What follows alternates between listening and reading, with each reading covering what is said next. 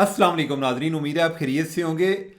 आज जिन तीन इश्यूज़ पर हम आपसे बात करेंगे उसमें एक तो ये है कि काजी फ़ायज़ ईसा और अतर मिनल्ला जो हैं इनके दरमियान क्या लड़ाई चल रही है, और दूसरा इशू जो है वो ऑपरेशन के मामले में इतनी कन्फ्यूजन क्यों।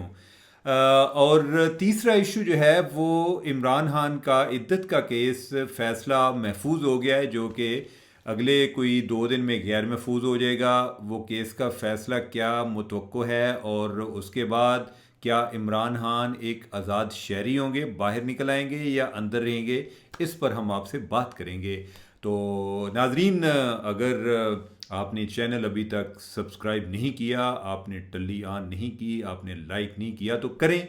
आप किस चीज़ का इंतज़ार कर रहे हैं। और मैं आपसे दोबारा बात शुरू कर रहा हूँ। बात मैं किस से शुरू करूँ पहले। ऑपरेशन से बात शुरू कर लेते हैं। हाँ, ऑपरेशन के मामले में आपको पता है कि हमने बहुत सारी चीज़ें आपको वक्त से पहले बता देते हैं। आपको मैंने बताया था कि ऑपरेशन जो है, जो ऑपरेशन की बात हो रही है ये है ही नहीं। बेसिकली ये एक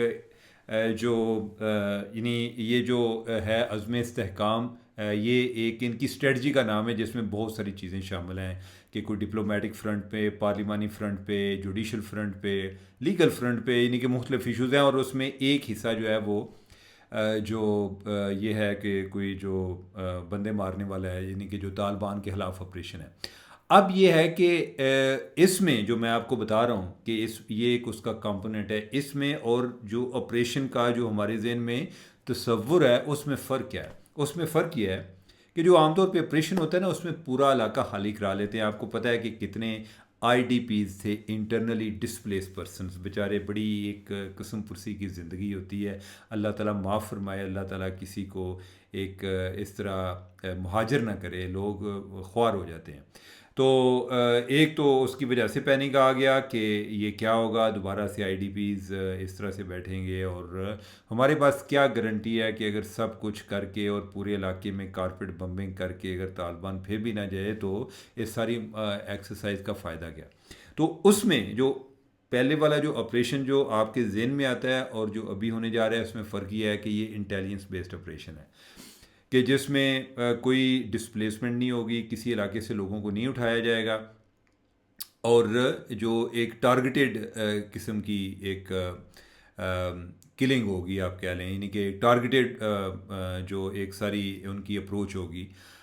तो बाकी वाली चीज़ें जो हैं वो उस तरह से चलती रहेंगी। लेकिन ये है कि इसमें कन्फ्यूजन पैदा क्यों हुआ। पैदा इसलिए हुआ कि एपेक्स कमेटी की मीटिंग हुई और अगले दिन एक गनशिप हेलीकॉप्टर के ज़रिए एक इन्होंने कोई बमबारी भी की। वो एक उधर से कोई तालिबान अफ़गानिस्तान से आए थे, और इन्होंने उनको एक घेरे में ले लिया, और फिर अब जो है उनके साथ कोई फायरिंग का तबादला शुरू हुआ, और इन्होंने कोई एयर पावर भी मंगवा ली, यानी कि जहाज़ भी मंगवा लिए।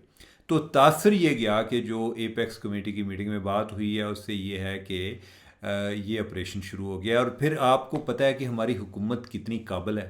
आपको कभी इस पे शक है?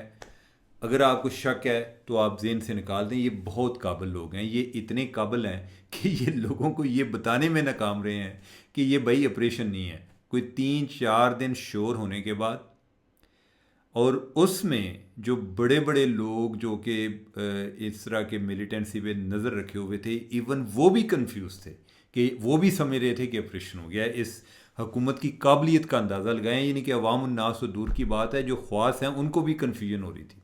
इन्होंने वजाहत करने ही गवारे नहीं की, और उधर जो है पार्लियामेंट में को मामला तो और चलते रहे हैं।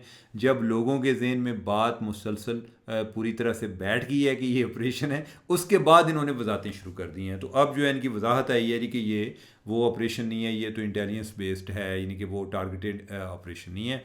और ये जो है अज़्म इस्तेहकाम जो है, ये बेसिकली हमारा एक पॉलिसी है, जो मैंने आपको बताया था कि एज अ स्ट्रेटजी। ये अब इन्होंने कहा है कि हमारी पॉलिसी है, यानी कि जिस पॉलिसी के मुख्तलिफ कंपोनेंट्स हैं, यानी कि ये इट सेल्फ एक ऑपरेशन नहीं है कि रद्दुल फसाद टाइप जो है, यानी कि उस तरह से नहीं है।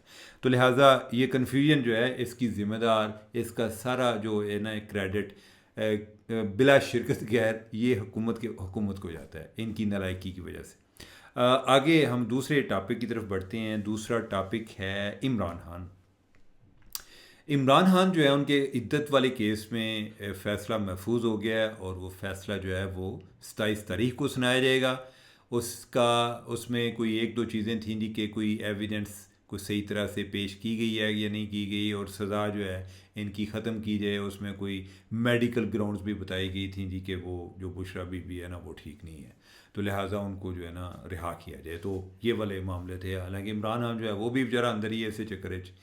तो अब जो उस पे आज काफ़ी खैर बातें होती रहीं, जिसमें कोई इन्होंने पहले को खावर मानिका को झूठा बोला हुआ था जी कि वो झूठा आदमी है। आज जो फिर खावर मानिका का वकील है उसने बताया जी कि ये कितने बड़े झूठे हैं, मैं तो इनके मुकाबले में, मैं तो कहीं आई स्टैंड नो वेयर, कि इतने बड़े झूठे हैं। और किस अंदाज में इन्होंने आपको पता होगा कि मैंने जब स्टोरी की कोई 5-6 जनवरी को छपी कि 1 जनवरी को इनका निकाह हो गया है, तो उसके बाद इन्होंने उसकी तरदीद की, ना सिर्फ कि तरदीद की, मेरे ख़िलाफ़ ये पैमरा के पास चले गए जी कि ये झूठी खबर चलाई है। और फिर जाके आगे इन्होंने इन्होंने कहा जी कि उस टाइम हमने रिश्ता भेजा हुआ है, और फिर आगे जाके 18 फरवरी को तस्वीर चलाई जी कि ओन शादी हो गई, ब्याह हो गया, भाई ब्याह हो गया।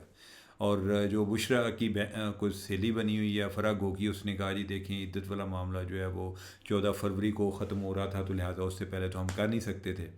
तो अब जो है आके मुकर के सारी बातें, अब जो है इन्होंने जिस चीज़ पे मेरे पे केस किया हुआ था, अदालत को जाके कहा कि नहीं ये स्टोरी ठीक थी। यानी कि ये नहीं कहा कि मेरी स्टोरी का, बेसिकली जो मैंने अपनी स्टोरी में बातें बोली थी उसका इन्होंने इकरार ज़रूर किया जी कि वो बातें ठीक थी।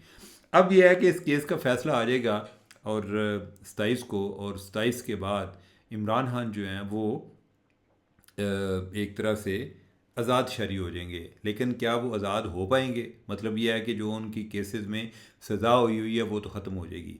क्या वो आज़ाद हो पाएंगे या उधर जेल में ही रहेंगे? इसके हवाले से अभी बात कर लेते हैं। उसमें यह है कि एक तो इमरान खान पर जो 190 मिलियन पाउंड वाला केस है उस पर अभी एविडेंस रिकॉर्ड हो रही है, ट्रायल कोर्ट जो है वो केस सुन रही है, और उसका फ़ैसला भी जल्दी आ सकता है। उसके केस में इनको बेल मिली हुई है कि जो एक सज़ा से पहले गिरफ़्तारी की हुई है उस पर बेल मिली हुई है। तो अब अभी उसमें सज़ा होना बाकी है। तो अब अगर वो सज़ा हो जाती है तो फिर इमरान खान जो है वो भी जेल में है। अब सज़ा होती कब है? क्या 27 को ही हो जाएगी, जब बिदत वाला केस का फ़ैसला आ जाएगा जिसमें एक में मुअत्तल हो जाएगी, इधर डूबे उधर निकले वाला वो वाला हिसाब होगा, या कि कुछ दिन बाद होगी? हो सकता है कि उसके बाद हो। और लेकिन इमरान खान जो है उनको अंदर रखने के लिए और इन्होंने काफ़ी एक हरबे इस्तेमाल किए हुए हैं कि इमरान खान पर जितनी इस टाइम FIRs हैं, आपको पता है कि FIR के केस में लोगों को अंदर भी कर लेते होते हैं, तो उन पर भी जो है यानी कि इमरान खान पर इन्होंने गिरफ्तारियाँ डाली हुई हैं। तो लिहाजा अभी ये इद्दत वाले फ़ैसले के बाद भी मुझे नहीं नज़र आ रहा कि इमरान खान की कोई रिहाई मुमकिन होगी। हाँ, हो सकता है बुशरा बीबी की रिहाई हो जाए, लेकिन बुशरा बीबी जो है वो 190 मिलियन पाउंड वाले केस में भी कहीं काबू आ जाएंगी। अल कादर ट्रस्ट में यानी कि उनका एक किरदार है, तो वो लिहाजा मेरे ख्याल है कि आने वाले वक्त में जो अडयाला जेल से वो बाहर निकलते हुए नज़र नहीं आ रहे। अब जो है हम तीसरे टॉपिक की तरफ बढ़ते हैं। आजकल अदालत में जो बड़ी एक दिलचस्प बहस शुरू हो रही होती है।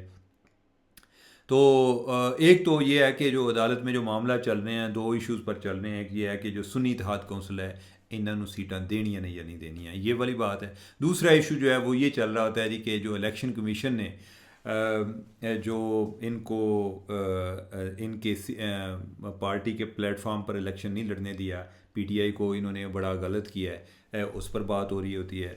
अब जो तीसरा इशू है ना वो ये है कि कोई जज साहबान जो है ना काजी साहब ने ज़रा छेड़ दे भी ने। उसकी वजह यह है कि काजी साहब ने जो इनकी पार्टी का इलेक्शन का लदम करार देने वाले फ़ैसले को इंडोर्स किया, यानी कि वो अपील में जब आया तो उन्होंने उस फैसले को बरकरार रखा, यानी इलेक्शन कमीशन के फ़ैसले को बरकरार रखा। तो उस पर भी काफ़ी अबहाम पाए जाते थे। तो अब यह है कि फ़ैसले को बरकरार रखना, कलअदम करने वाले फ़ैसले को बरकरार रखना या सिंबल ना देना, ये दो डिफरेंट चीज़ें हैं। तो आज जो है अतर मिनल्ला साहब जो हैं, अतर मिनल्ला साहब आपको पता है कि वो एक ओवरऑल PTI के लिए काफ़ी सॉफ्ट कार्नर रखते हैं। अतर मिनल्ला साहब जो हैं इनके ओवरऑल काफ़ी बेहतर आदमी हैं, लेकिन जो बाकी जब दूसरे लोग ज़ेर ताब थे उस टाइम इतना ज़्यादा वो खुल कर नहीं आते थे जितना अभी वो एक ओपनली खेलते हैं।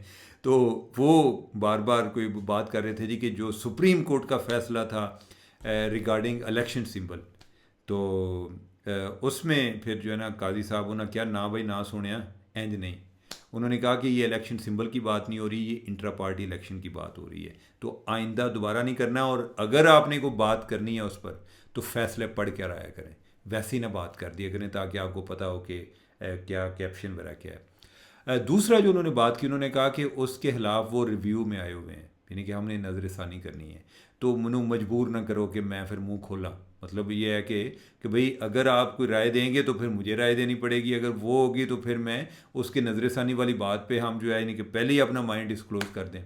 फिर किसी ने कहा जी कि तुसी होते थे अपना फ़ैसला क्यों नहीं सुना रहे नज़रसानी वाले केस पे। उन्होंने कहा कि उस बेंच का जो एक मेंबर थे वो उनका कोई ओपन हार्ट सर्जरी हुई है, तो लिहाजा वो अवेलेबल नहीं है, तो इस वजह से वो बेंच नहीं बन पा रहा, बेंच टूटिया पे है।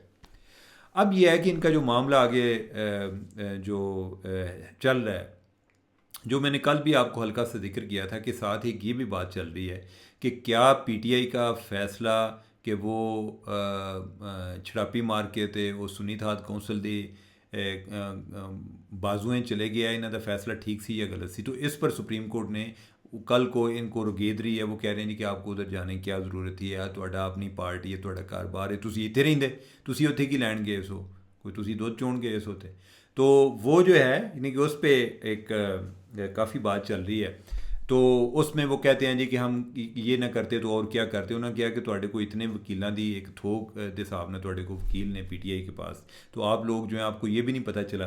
अब जो उसके हवाले से एक बड़ी अहम डेवलपमेंट हुई है, आज एक जो है ना वीडियो सर्कुलेट कर रही थी, हमारे कोर्ट के रिपोर्टर हैं बड़े मायानाज, जो क्यूम सिद्दीकी साहब हैं, उन्होंने एक वीडियो सर्कुलेट की जो कि बेसिकली जो कोर्ट के अंदर की प्रोसीडिंग है उसका एक हिस्सा था, और ये वही केस है जो कि इंट्रा पार्टी इलेक्शन को कलअदम करार देने के हवाले से जो सुप्रीम कोर्ट ने अपना फैसला सुनाया था, उसमें बहस चल रही थी। और जो पीटीआई के वकील हैं और सेनेटर हैं अली ज़फ़र, वो कह रहे थे कि सर अगर पार्टी इलेक्शन कलअदम करार हो जाते हैं तो हमें मखसूस नशिस्तें नहीं मिलेंगी। अभी ये बात आपने जो मैं अभी बात करने जा रहा हूँ ये आपने ज़हन में रख के करनी है कि अभी भी मखसूस नशिस्तों वाला मामला चल रहा है। तो उस टाइम काजी फायज़ ईसा ये कहते सुनेंगे कि भाई आपकी मखसूस नशिस्तें आपसे कोई नहीं छीन सकता, आपको ये नशिस्तें मिलेंगी, ठीक है। अगर कोई ऐसा मसला होता है तो आप दोबारा हमारे पास अपील ले आएँ, या अगर उससे पहले आपने कोई हमसे गाइडेंस लेनी है तो हमें एक दरखास्त दायर कर दें। और साथ उन्होंने कहा कि अब वकील तुसी हो, अल्लाह दे बंदे हो कि मैं उन्होंने गल्लां समझा सारियां, ठीक है, यानी कि वो उस टाइम कह रहे हैं, ठीक है। अब उसका क्या मतलब है, उसका मतलब यह है कि सुप्रीम कोर्ट इनको एक एश्योरेंस दे रही है कि आपको कोई बाकी जो है ना किराए पे पार्टियां लेने की ज़रूरत नहीं है।